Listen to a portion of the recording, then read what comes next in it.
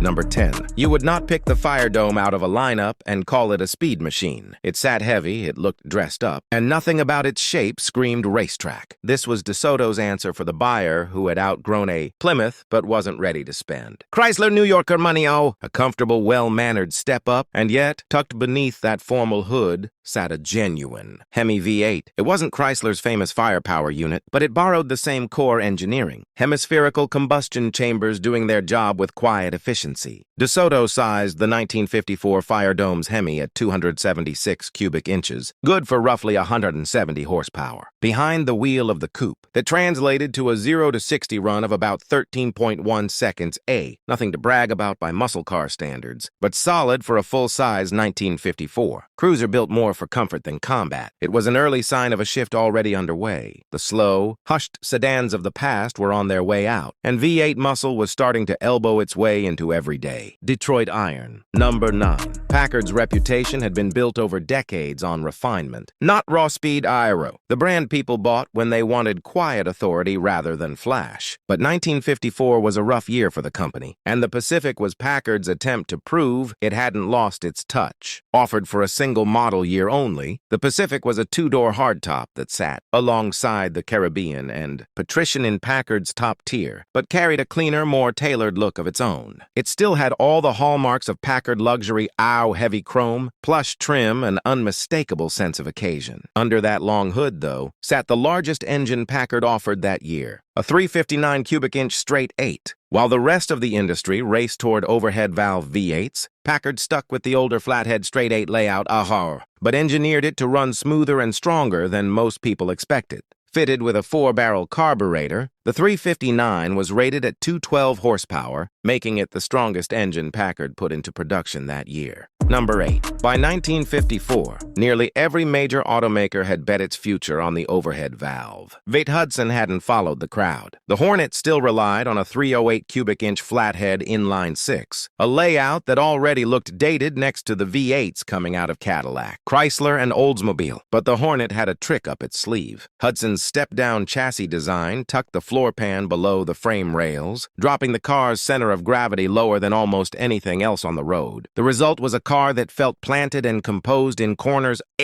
One big reason Hudson dominated early 1950 stock car racing. Then there was Twin H power, Hudson's dual carburetor setup that let the Big Six breathe, far better than a single carb version could. With Twin H power fitted, the 308 made around 170 horsepower, and its real strength was torque delivered low in the rev range, enough to make the car feel far quicker than its cylinder count suggested. That's what made its 12.2-second 0 to 60 time notable. A Motor Life road test clocked the Hornet's Cesta 30 sprint at just 4.2 seconds. A number that put a 6-cylinder family car in the same conversation as some of the fastest American production cars of the era. Number 7. No brand did more to make V8 power feel thrilling before the muscle car era than Oldsmobile. Its 1949 Rocket V8 had reshaped the brand almost overnight, turning it from a solid mid-market nameplate into a name associated with modern, smooth-running power. That momentum was still building by 1954. The Oldsmobile 98 sat at the top of the lineup,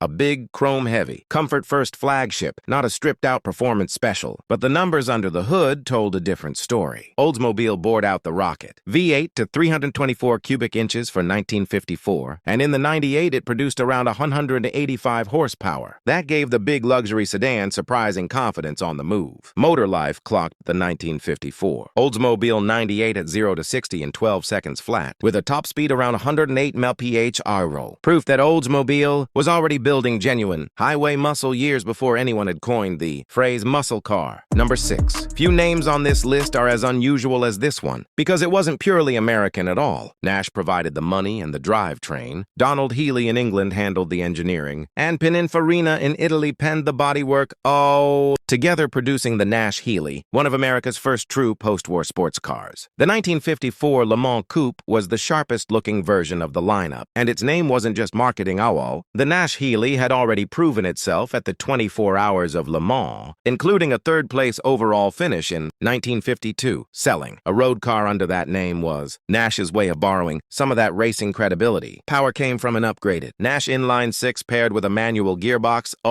no V8 Thunder, but enough grunt to give the car real presence on the open road. Road and Track clocked the 1954 Nash-Healey Le Mans Coupe at 0 to 60 in 11.5 seconds. It also carried a price tag well above the Corvettes, and its complicated international build process made it nearly impossible to sell profitably. By the close of 1954, the Nash-Healey was discontinued. Number 5. Nobody mistook the New Yorker Deluxe for a lightweight. This was a full-size, top-shelf Chrysler sedan, built for owners who wanted comfort and prestige without compromise. A car designed to cruise, not to race. Yet Chrysler had built something genuinely special into it. The firepower Hemi. By 1954, the 331 cubic inch Hemi V8 had already earned Chrysler a reputation as one of the most technically advanced engine builders in America. In the New Yorker Deluxe, that 331 Hemi was rated at 235 horsepower, a huge figure for a mid-1950s sedan aero, and the performance matched the spec sheet. Motor Life ran the 1954 New Yorker Deluxe from 0 to 60 in 11.1 seconds and recorded on 14.6 MEP through the flying mile, putting it among the quickest full-size cars sold in America that year.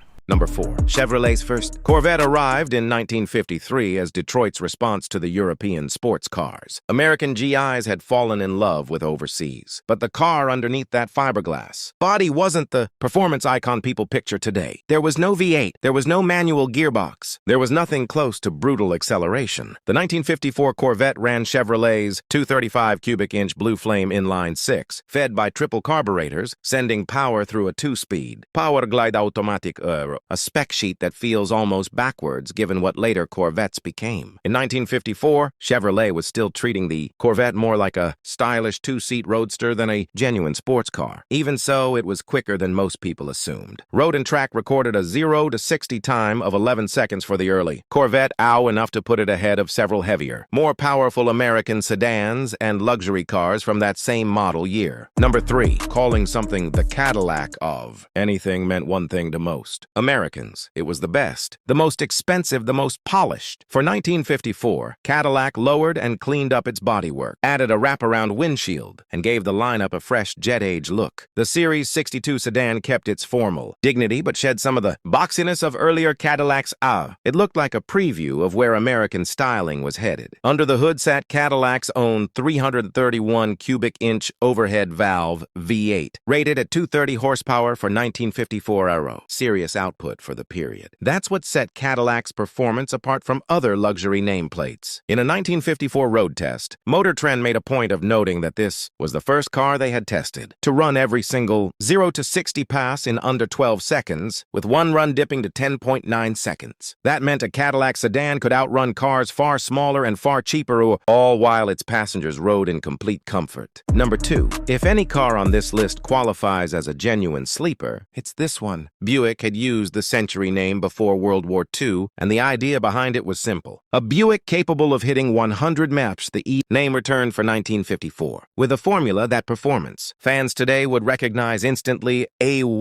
Drop Buick's bigger Roadmaster engine into the lighter special body. Under the hood sat Buick's 322 cubic inch nailhead V8, rated around 200 horsepower, and paired with a chassis that gave the Century a far better power-to-weight ratio than most other Buicks. It didn't look like a performance special from the outside, but everything that mattered was there, and it showed on the road. Motor Life's 1954 test recorded a 0 to 60 time of 10.6 seconds for the Century when launched in low range, along with an 18.3 second quarter-mile AO, numbers that made it one of the quickest cars you could walk into a Buick showroom and buy that year. Number 1. Most 1954 American cars were large, soft, and dressed in chrome, built for comfortable cruising rather than speed. The Cunningham C3 stood apart from all of it. It came from Briggs Cunningham, a man whose obsession wasn't comfort, it was racing, specifically an All-American win at Le Mans. His company had already built dedicated racers like the C2R and C4R chasing that goal, but international competition rules required road-going production cars, too. And that's where the C3 came in. It was meant to be the tamer, street-legal Cunningham Aero, a proper Grand Tourer Aero, but it never lost its racing DNA. The chassis was assembled in West Palm Beach, Beach, Florida, then shipped to Italy, where Vignale handcrafted the bodywork. Power came from a 331 cubic inch Chrysler Hemi V8, which Cunningham refused to leave stock. Our special multi-carburetor intake work pushed output to roughly 220 horsepower. Early cars could be had with a Cadillac 3-speed manual gearbox, while later examples switched to Chrysler's semi-automatic fluid torque drive. According to the Revs Institute, the C3 ran 0 to 60 in just 6.9 seconds with the Cadillac manual gearbox, or 8.5 seconds with the Chrysler fluid torque setup, and topped out around 135 mpm. For a road car built in 1954, those numbers weren't just impressive,